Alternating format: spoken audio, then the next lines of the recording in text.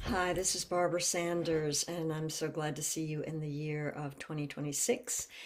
I thought that I would read something that I wrote just the last few days. It's sort of a poem, it's sort of autobiographical, and I'm looking forward to 2026.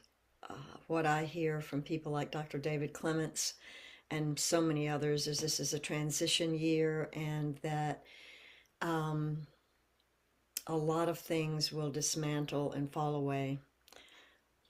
Perhaps some of the templates that we have inside us, and hopefully some of the ones outside of us. Um, and I'm looking forward to it and whatever happens. And it may be a hard year, may be a difficult year, and I'm not one for resolutions, but for becoming, as my spiritual counselor says, more open and willing to see what is and to explore still all of the things that are sacred to us as human beings and that are sacred in the spiritual world and all around us. I do believe, like some of the people I'm mentioning, seem to believe that our job in life is to, um, how would I say it? First of all, learn to get along as a human being, learn through educational systems, families, friends, all these things that we've learned, social conditioning, educational experience, all those things. And somehow, at least at my age, look back at all that stuff and what we've done in our careers and in our work and our relationships between us and other people and with institutions and groups and communities, to look back at all that and wonder how much of that we were taught we still need, and how much of that we are still learning is important to come in if we have the space for it, um, to help us blossom and flourish in this new world, in this new life that we have every moment that we wake up. It's always new. Yes, we have our same genetics, perhaps, and our same environments, perhaps, and perhaps we can help create the kind of present and future that we want to live in. And then in doing that and finding ourselves more deeply connected within and with the sacred, by any name you call it, then we can more effectively go about our work, go about our days, go about our resting and relaxing, and what brings us joy, being creative, dancing, singing, emitting all sorts of sound waves and energy waves, um, so that the world can hopefully be a better place as we do our own work, our own internal discovery, and sorting through what works for us still and what does not work for us still, accepting, as many will say in internal family systems, accepting all of our parts. We have so many parts, accepting and embracing those, even the feelings like anger and rage that we might have inside, not to just deny or distort or just move away from that, but to look at it, know it, those feelings, whatever they are, the parts of us that are more dangerous than other parts, those that are self-destructive, those that are life-enhancing. Look at all those parts with as much as possible a non-judgmental mind and frame, so that we can love all those parts, love all those feelings, and not just manage them. That's the first step, certainly, to manage all of that, which takes years and years and years, but also to find ways not to um, continue to live a life that's so full of struggle and suffering, if we can possibly let go of some of those things that bring us so much suffering, whether it's physical, emotional, spiritual, relational. If we can come to a peaceful place inside us, that's bound to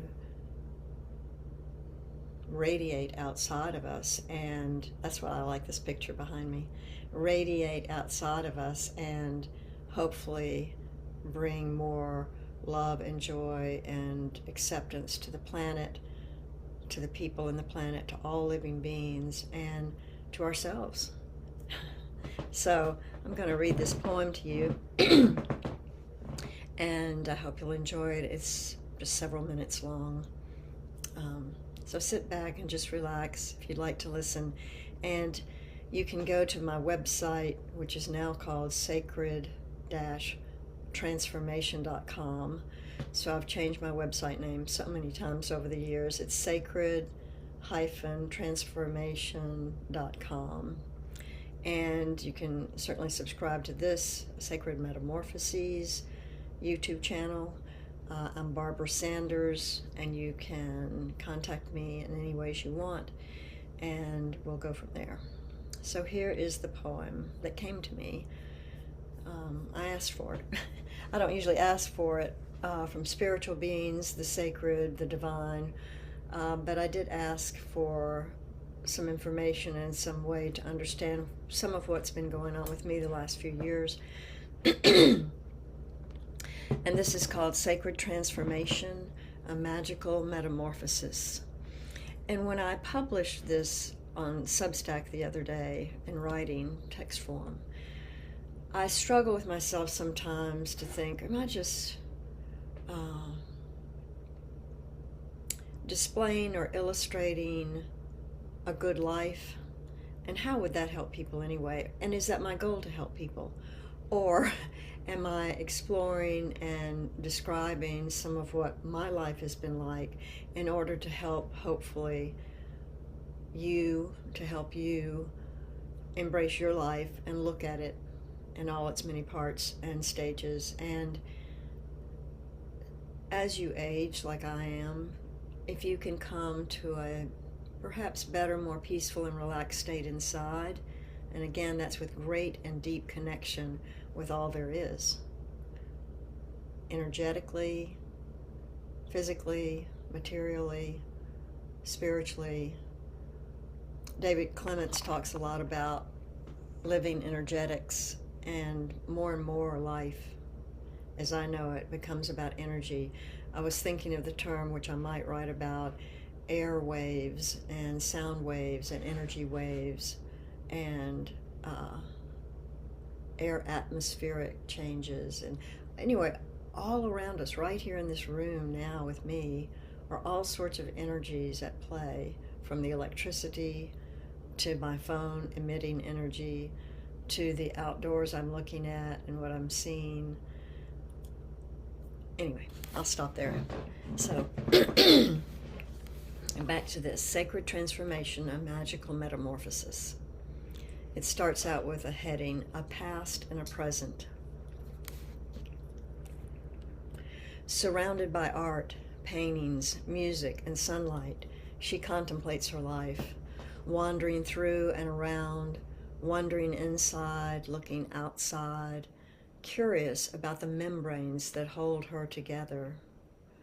No longer analyzing so many details about this biological life and its history, no longer feeling the rugged stresses often experienced while being human, she dives into what she can see and discover.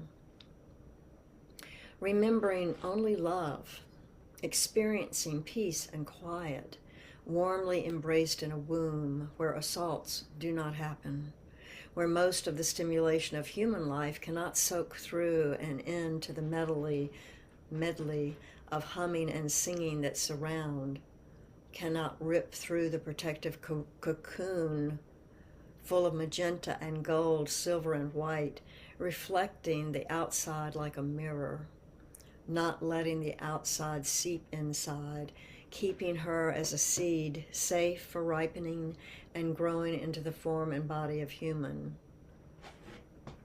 Sprouting again like the human being that she became, with all of its trappings, the good, the bad, and the ugly, growing up in a weird world so very different from the cocooned womb.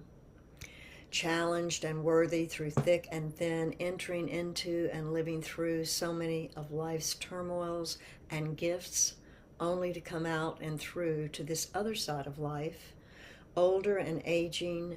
How wondrous and delightful, how peaceful and precious it is to be here now, to breathe here now. Conflicts drop off, not so distressing as they used to be. Stresses decrease and even dissolve at times. What's a woman to do who was not prepared for this amazing, delicious time of life? No need to prepare for it, it just is. How stunning, how enrapturing to be here at this stage and to just be, not feeling the need to do so strongly anymore, but just to be. No longer wanting to be right, but becoming part of a knowing that relationships are part of the beauty and the desire that we have always had, along with the beauty of being alone at times without fear or fright, in fact, completely soothed for the very first time and perhaps forever in this human life, experiencing even more clearly that we are never alone, living in peace. The soul knows, the soul chose to allow herself to be scooped up by love and sent down into a growing body to attempt once again to live a human life, to find better ways to live as human, and once again remember, even later in life, about the deep connection between spirit, soul, and our human bodies. Excuse me. This next part is called questions. Why this process? Why does this soul want to incarnate or re-embody once again or over and over? What is the goal, the mission? Why all this work? Why all these processes? For what? What is the purpose? And the answer to that question lies a truth to be fully known, discovered, to be found after a miracle or just hard work, or some of both, prompting the process of life on earth to be worthwhile, valuable, and even blessed. The answer at this moment is just because. Like a parent tells a child why they must behave in certain ways, the child may not understand at all. So just because I say so sometimes becomes an adult's directive. How helpful is that?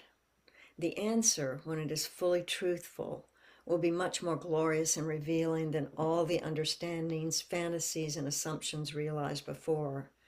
And it is. May it be so. And this last part is called an answer. And it came through to me after I wrote the above. I heard these words and my hands just wrote them down.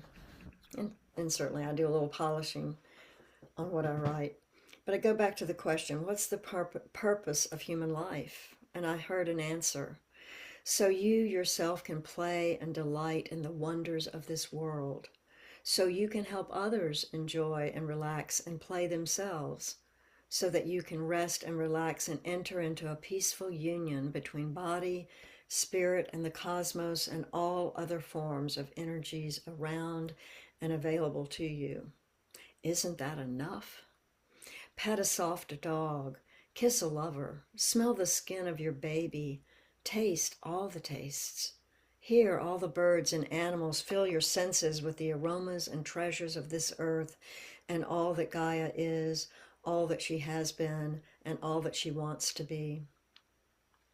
To find amidst all the sensations, all the energies traveling at breakneck speed, a kernel of peace that is yours forevermore, world without end. Amen. To find that all you have been taught by humans about how to get along and support yourself and family financially and in so many other ways, all led up to this point so that you can finally rest and love in different ways than you ever have, so that you can glow with love once you have cleared up and cleared out so much of the conditioning that you learned earlier about how to be human, which still pertains. So much you discovered on this earth about how to get along and be safe and protected as much as possible, and still enjoy this life at times, this one that you chose to come to. And now that you've arrived at this point in your life, your crone years, you wonder, what is your purpose now? Maybe it's to help correct and reduce your interpretations about how busy you needed to be in order to survive and thrive, illustrating now that you've done all that. Life can become more about reflecting and resting and giving to others again differently than ever before. Because your ego has calmed down, doesn't need to be in charge so much of the time. Your mind doesn't chatter quite so loudly. You no longer need to race around to prove yourself to yourself and others. You can now find more gratifying ways to thrive without hurting others, except that you used to and will again hurt others, and they hurt you. And now it is time to forgive all others who may have hurt you, even without conscious intention. And it is time to finally forgive yourself for all your misdeeds and corruptions, harsh judgments that you have experienced within you, to remove them, dissolve them, and let them be cleansed and then lifted away by your soul and spirit, leaving you naked and no longer so yearning to fill up that emptiness while giving without draining, giving and receiving in all the ways you knew not before. That's some of it. And during and after all of that, connecting with the divine in any and every possible way, no longer even able to disconnect, no wish to, always symbiotic unity, living at one with the great mysteries and all that was, all that is, and all that ever will be. Amen. That's a start. So that's the poem of this past few days, and there's so much more to say. Again, I want to say that I only was able to get here. I haven't said this in this video, but I could go through my list of maybe 25 practices and therapists and spiritual counseling and all sorts of practices I've done throughout my life to get to where I feel like I am right now. And it's a costly and time experience. As the person I am and the personality I came in here to this life with, I love doing all that. Again, not so much analyzing anymore and going through the muddy murkiness of biological human life, but I did that for years, most of my life. And I was a therapist, psychotherapist for years, most of my life, and found great comfort and great support and great insights and changes that came to me by being and doing all that.